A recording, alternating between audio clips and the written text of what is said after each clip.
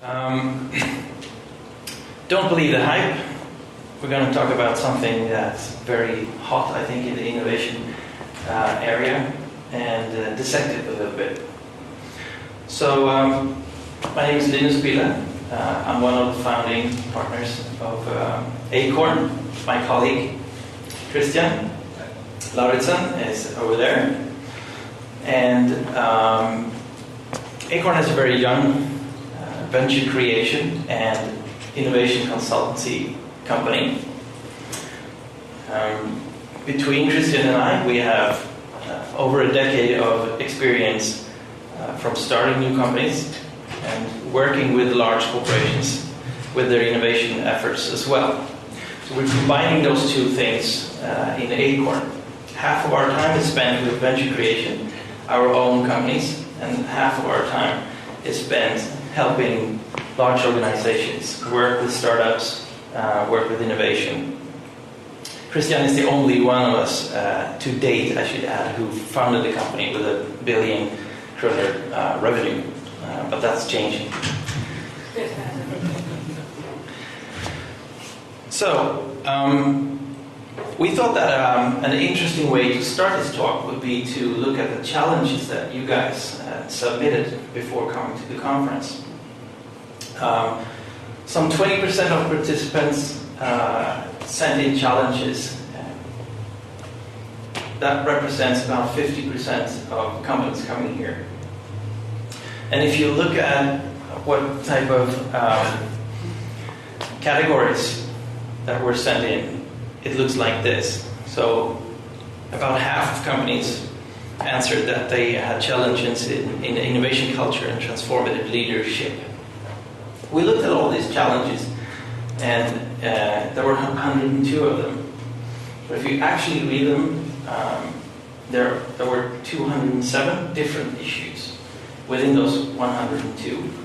And we subcategorized them into 34 different subcategories. And then putting them back together again, you get a slightly different view of what the challenges posted actually are. We thought that this material was pretty powerful. It's a very contemporary picture of challenges in large innovation organizations in Europe today. So the common theme, I think, one of the largest themes is that you don't get enough out of your innovation organization that you want to. It's not performing well enough. The output is not high enough. And so what do companies do to get something more out of their organizations? So we asked our friend Google for help. And there's a lot today about risk-taking and failure culture. Fail forward is something that a lot of organizations believe in and start doing initiatives about amplifying their risk-taking. And this is nothing new to us. I mean, we've seen this over the past 10 years, that amplified risk-taking is like a general thing introduced to organizations in order to boost innovation levels.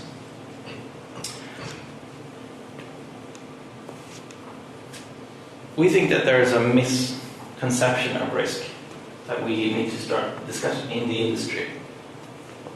So, risk is measurable. If you think about risk, it's really a residual between all the projects undertaken and the ones that come out successful, right? So it's measurable. Risk-taking is also unavoidable, right? If you don't take any risk, you won't get any innovation out of your organization. But is it causational for innovation? And I think that's a misconception, that you believe too much in risk-taking as a cause for being innovative in organizations.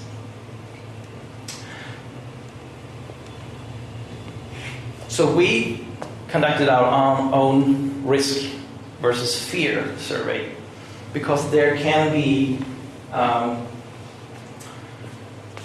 factors that are unobservable in organizations that are innovative.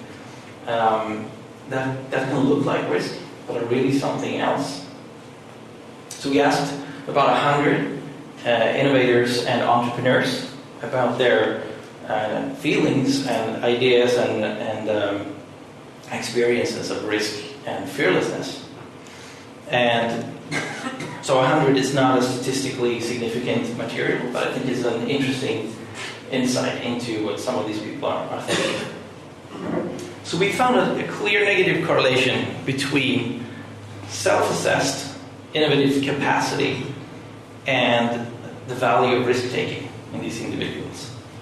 So that means that the more experienced you feel to be an innovator, the less you think that risk-taking is actually valuable. And if you think about that, amplified risk-taking in organizations is really not attracting innovative people. That's interesting, I think. Secondly, we found that fearlessness and practicing innovation were the strongest drivers for these individuals. Being able to continuously learn from their innovation efforts, much stronger driver. And the fail forward and the enforced risk-taking ideas were the least valued as drivers by experienced innovators. Pretty interesting. So here's one of the misconceptions. Measured risk versus introducing risk in organizations. We have an innovative firm and we have a struggling firm. So what's causational for innovation to happen in the innovative firm? It's really unobservable. But we can see that there are great results in culture coming out of it. And what we can measure is high risk. Because you have all these projects, you have some really successful ones, but the residual is all that's not being successful, and that's measured as risk. So the struggling firm take this higher risk taking, and introduce this to as a causational for innovation. Is it causational? Not really. There are other factors that are much more important. So the outcome is very unpredictable. Still, there are results after all when you introduce amplified risk-taking into organizations. So I'm not standing here saying nothing happens if you amplify risk or introduce fail forward. I think one of the most important insights we got from talking to these innovators and entrepreneurs were that practicing innovation, really doing something, gets you results. So amplifying risk-taking and introducing a fail-forward culture makes you do more stuff than you did before. That gives you results. It also puts the brave people in your organization to work, because you present challenges that need solutions, and the mission-driven people come forward. If you look at this, again, this formula, which is, I think, compelling, but not necessarily very true, but let's say that it's true for the cause of this example. If you have creativity and risk-taking is zero, then you get zero innovation. The point we want to make here is that risk-taking is a mediator in this. It's not the causational. Creativity is causational.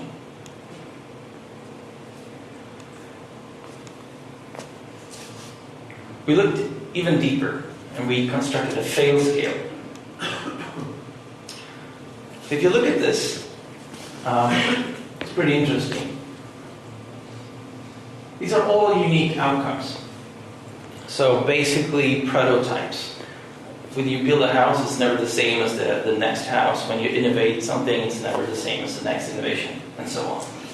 The lowest 5-year failure rate we could find was new residential construction. Not many houses are inhabitable after 5 years.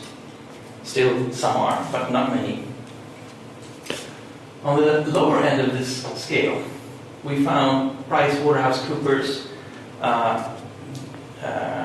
dissection of more than 10,000 corporate projects in 30 countries.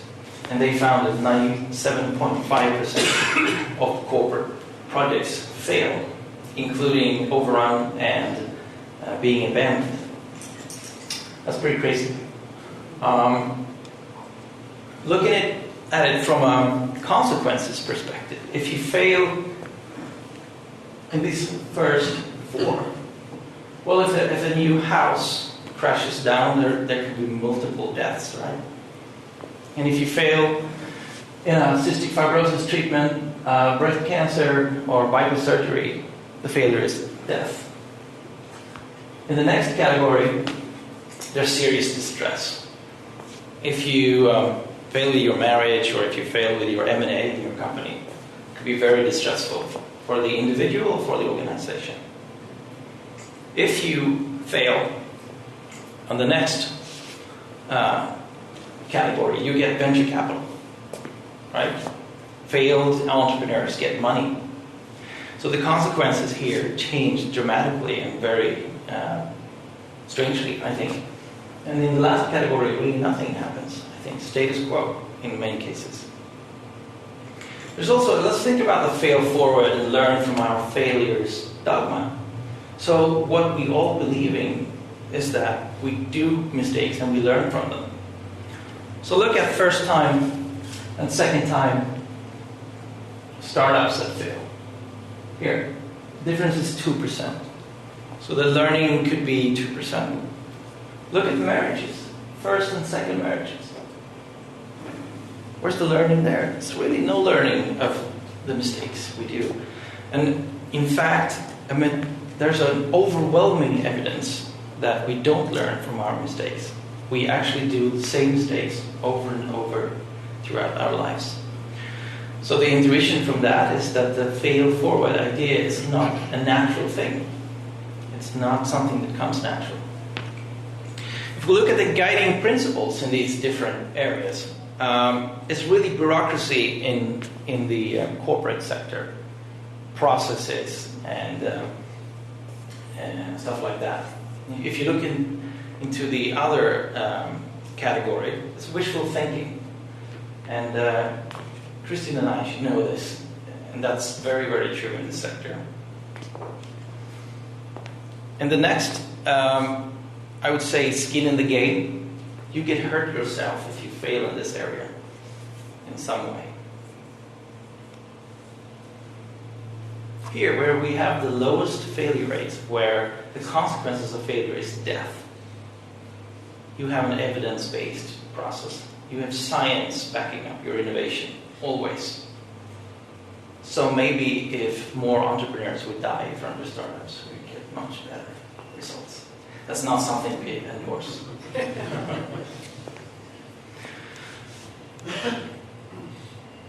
So I'm going to give you an example, because you could easily say that, well, at the top of this scale, innovation is not as high as in startups or even in large corporation organizations, innovation organizations, and they have not been historically. So I'm going to give you an example of CF treatment innovation historically.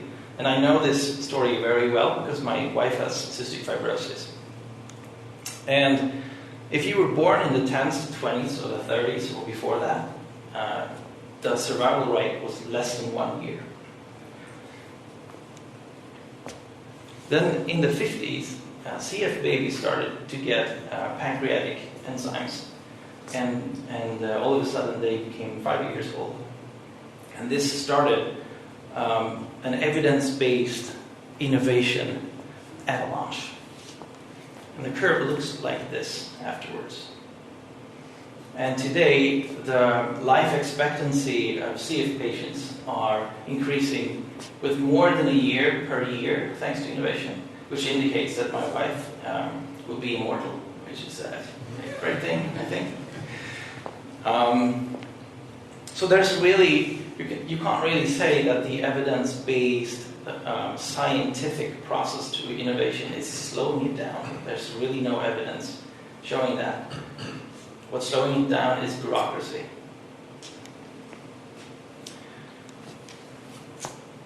So, what is enterprise ignition? Enterprise ignition is what we do in Eicorn. It's really building the capabilities of installing an evidence-based innovation process in organizations and in startups. So we found the capabilities development tool to develop the same capabilities for startup entrepreneurs as we can do in large organizations. And it's not a process to shoot down bad or all ideas or bad ideas, because that's often what happens with an evidence-based process in innovation organizations. This is really a capability to unlock creativity and not focus so much on risk-taking, more risk management, smart risk management, and not really believe in things like the fail-forward dogma, where there's absolutely no scientific evidence that it works.